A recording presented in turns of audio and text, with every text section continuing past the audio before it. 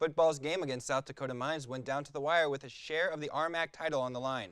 We bring you highlights from Stoker Stadium. Plus, highlights from the RMAC men's soccer tournament as CMU played for a chance at the RMAC double. All that and much more coming up on Maverick Post Game.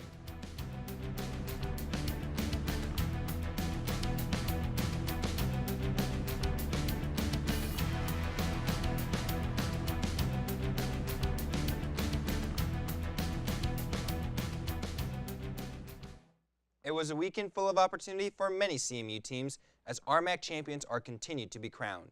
Welcome back to Maverick Post Game. I'm Joe Azar. And I'm Bryce Reedy. Now, football had a chance to clinch the RMAC championship with a win against South Dakota School of Mines this past weekend. And after scoring 150 points in their last 2 games, the Mavericks were hoping to continue their fast-paced offense. So with that, we're going to take you to the highlights from Stoker Stadium as the Mavericks hope to claim the RMAC title for technically the 2nd straight season.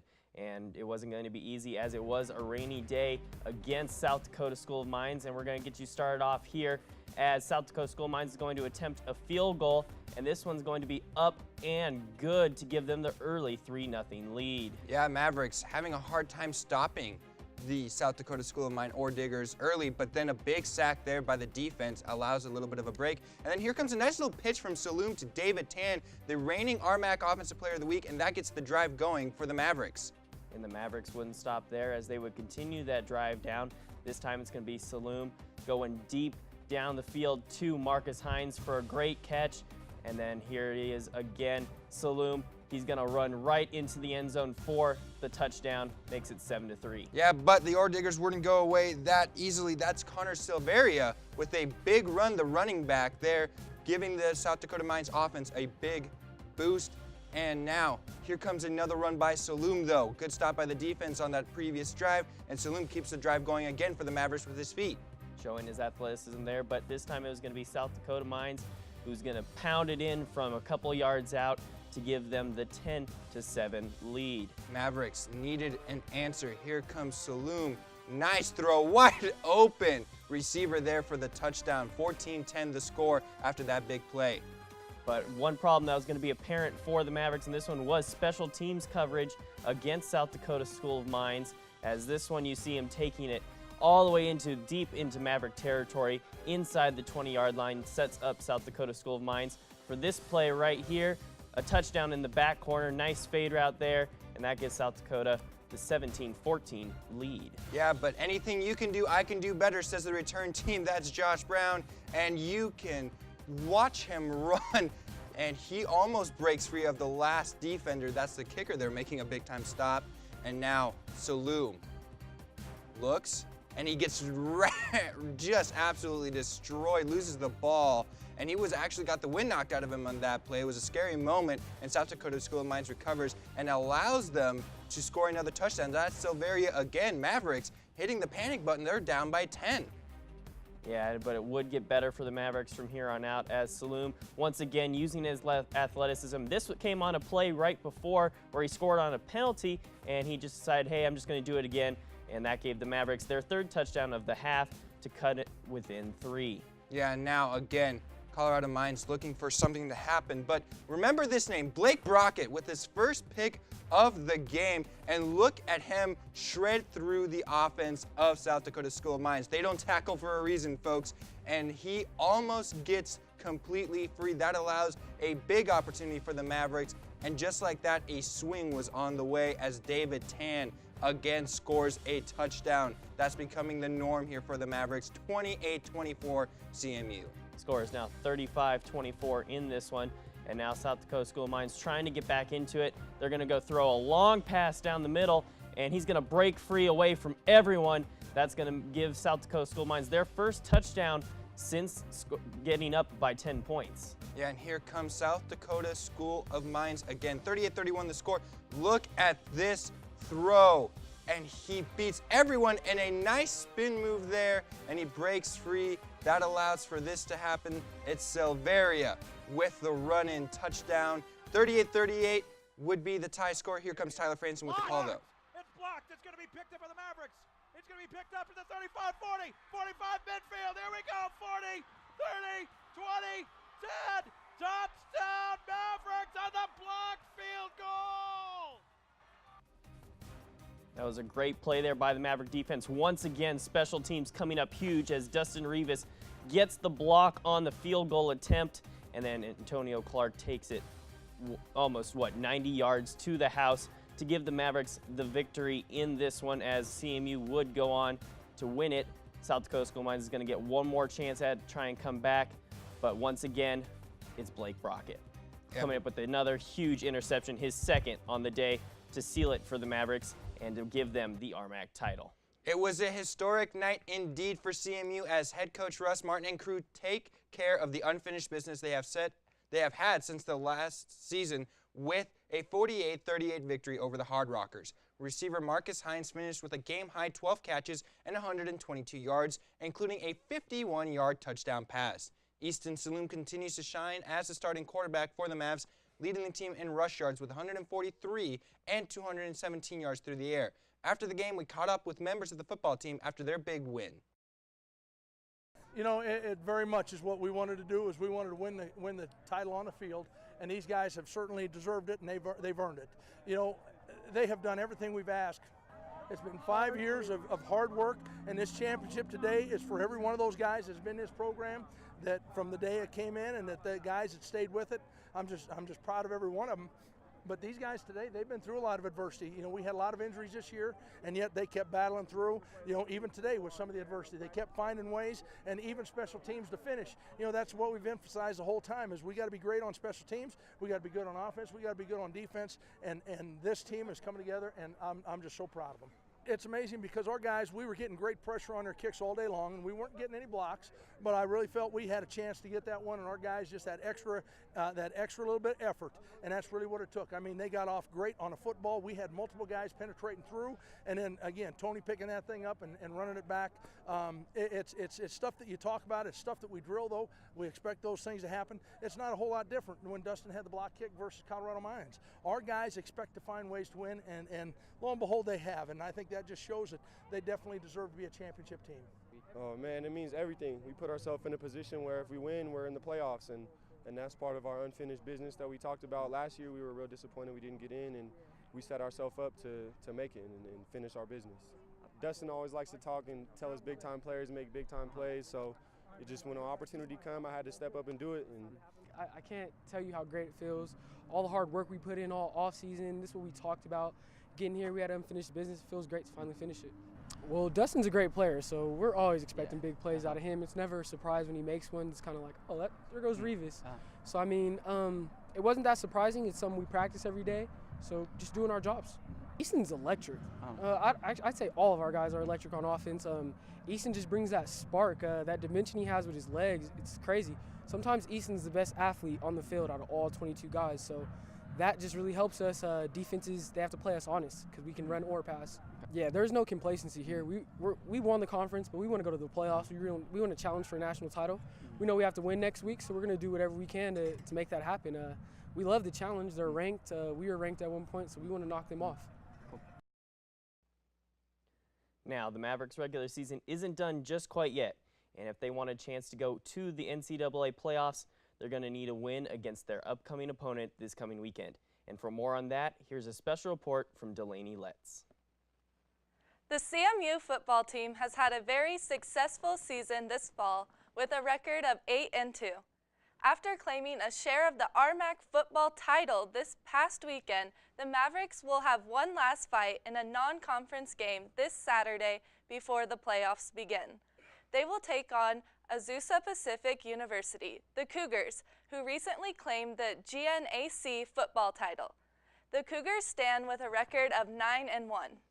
Some of their top players to look out for this weekend are Jason Schwartz, who is ranked 9th in the conference for sacks and has led his team with 7 tackles for loss. Also, look out for Sam Fleming, who has gained the Cougars' defense a Division II Best 22 interceptions for the season, and Aaron Berry, who is on top for team tackles with 9 under his belt, including 1 tackle for loss. Make sure to keep your eye out for senior quarterbacks Andrew Elfers and Chad Jeffries, who are all passing leaders. The Cougars have had a total of 39 points per game, which the Mavericks have already surpassed at 43.9 points per game. So, this may be a competitive match for the Mavericks, but they have shown time and time again this season that they are capable of just about anything thrown their way. Back to you guys in the studio. Now over to the other form of football, or soccer, or even calcio. Whatever you want to call it, CMU men's soccer team is good at it. Fresh off their capture of the RMAC regular season championship, the team hosted the RMAC tournament this past weekend, starting off with a semifinal clash against Metro State, who they beat earlier in the season 3-0. For that, we take you to Walker Field for the highlights, and it's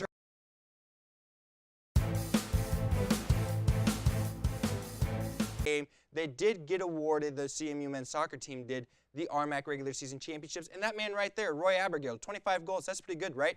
Good enough for the RMAC Player of the Year. He gets that award, and then you can see Briley Guarneri, Slater Elkind, and Roy Abergale getting the RMAC championship for the regular season. Now, the game did start off, and Mavericks did have most of the shots. Look at this impressive opportunity. Roy Abergale beats 2, and he beats 3, and he tries to center it up, can't quite do it, tries to center it up again. Will Wemmick hits it off the top of the crossbar, no goal there, and then Moshe Perez hits it, and he hits it just high. That allows Metro, that's Corey Gillis, with a goal there early in the second half. Mavericks were reeling after that big goal. They needed someone to step up. That someone was Luis Schreit. Look at this control. Puts it down with his left and then shoots it. What a beautiful goal there. And that ties the game up. The game would go into overtime with that score. Here's Perez again. Shot saved by the keeper. Now another opportunity. This is in second overtime. Could Perez find something? Almost an own goal there by Metro, but couldn't happen. That sent the game into penalty kicks. There is a penalty kick conversion there by Trent Atkin. That, my friends, is Josh Belfort, the captain for Metro State, and Briley Guarneri denies him there. Look at that determined look on his face right there. Big time stop, and then a Metro State player sails it over the bar. Every single Maverick player would make theirs, leaving it to Moshe Perez to get the job done, and he does right there. That allows the Mavericks to advance to the finals, but not in an easy way at all. Big time penalty stop there by Guarneri and a big time goal there by Perez. Now CMU finished the game with double the amount of shots the Metro had, 16-8, including have 3 more shots on goal. The Mavericks also finished with 1 more corner kick than the Roadrunners and committed 8 fewer fouls in the contest.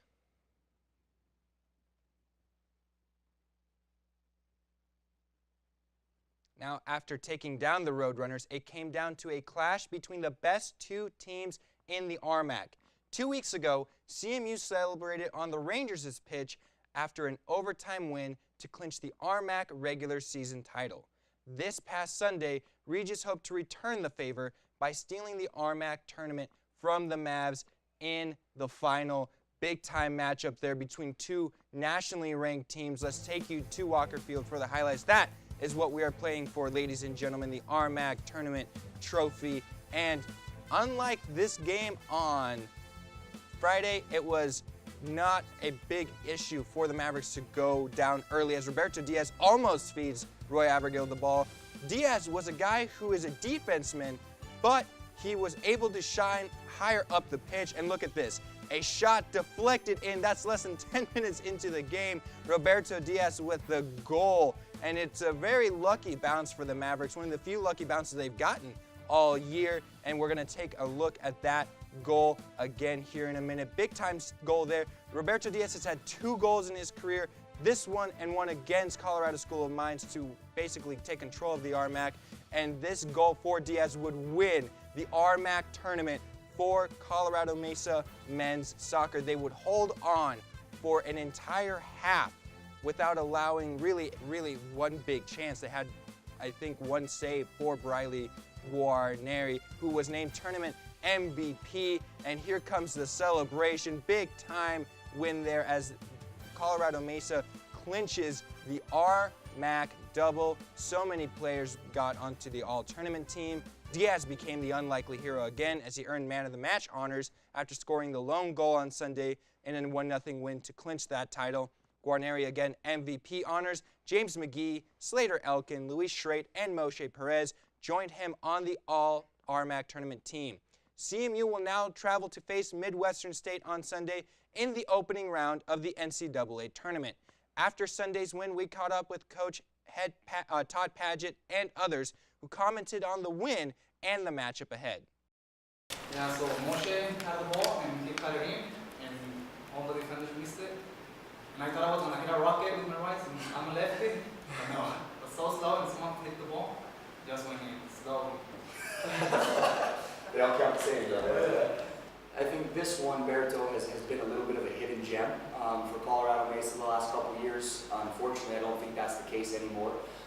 He's an exceptional player, and I truly believe that he can go on and be a pro if he continues to put his head down and work. But he's been special for us all year, as well as Briley. You know, we did something a little bit different with Berto this game, and we put him higher up on the field. And I think you guys saw how fast he is. Nobody on that field could run with him today, and that was great to see, because we know that he's going to provide us on a great player defensively. But now as he goes forward and as he goes more forward and we get players back, he's going to be a tough player to deal with, no doubt about it. I mean, I'm just happy that we won. Gotta keep going. Last year you said you had a young team. This year a little more experienced. Beating Regis 1-0 in the conference or the tournament championship today. Does that speak to that experience? I think it does. I think that's exactly what it does. You know, last year we played against a very, very good, experienced Mines team in the RMAC championship, and we saw that experience for them really kind of shine through. There's no doubt in my mind, without those experiences that were put in last year, we do not achieve a regular season RMAC championship, and I don't think we achieve the RMAC tournament championship as well. I think we all believe that the process of winning is learned, and this group last year, they learned what it's going to take to achieve championships, to continue to get into the NCAA tournament, and once being in that tournament, expecting to win. Last year's group, I don't know that we expected to go down to Midwestern State and win. I think this year's group, wherever they're going to go, they're going to expect to win the game, and just having that winning mentality means the world. Now, whether it comes off in our favor or not, that's obviously yet to be decided, but you always have to approach a game with that mentality of, we will win, we are better than you.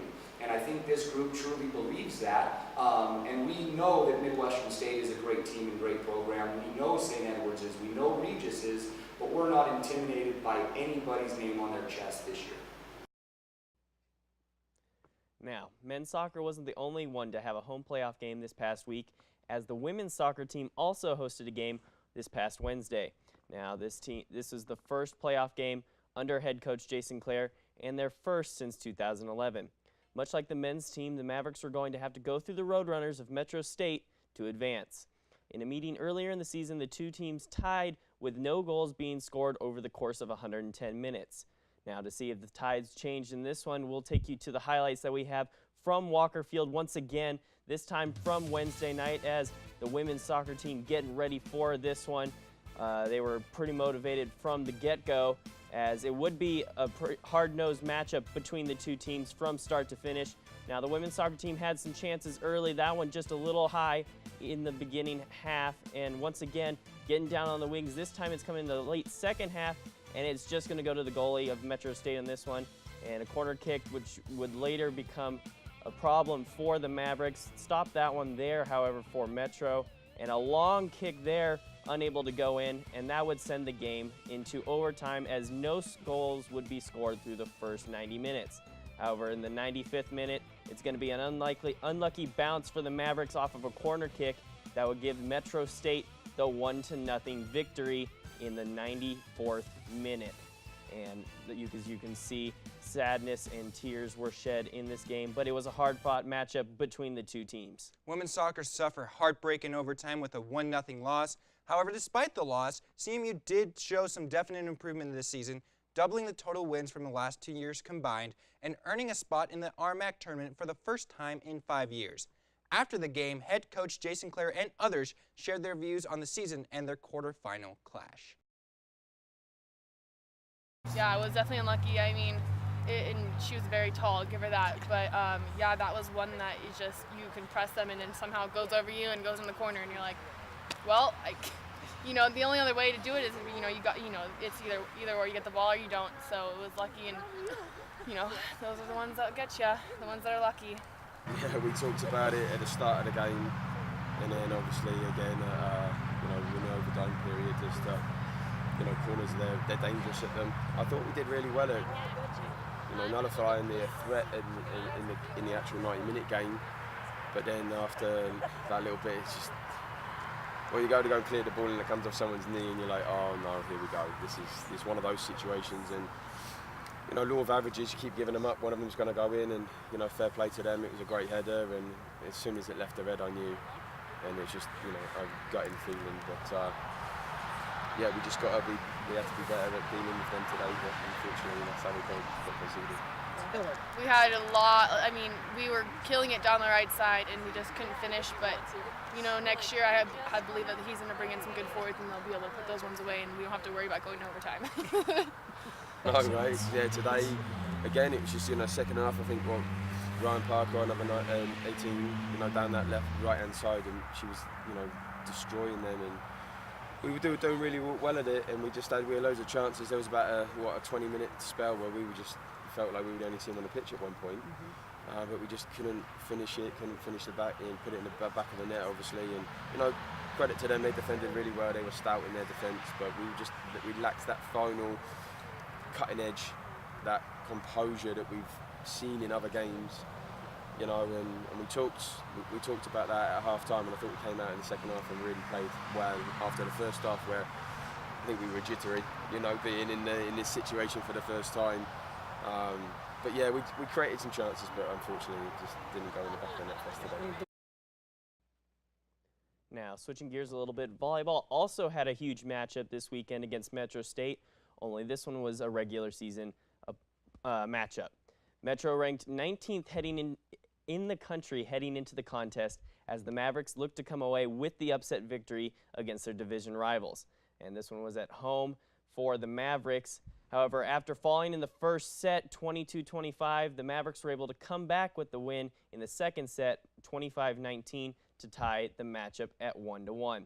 However, it was all Roadrunners from that point forward, as they would go on to win the next two sets 25-16 and 25-21.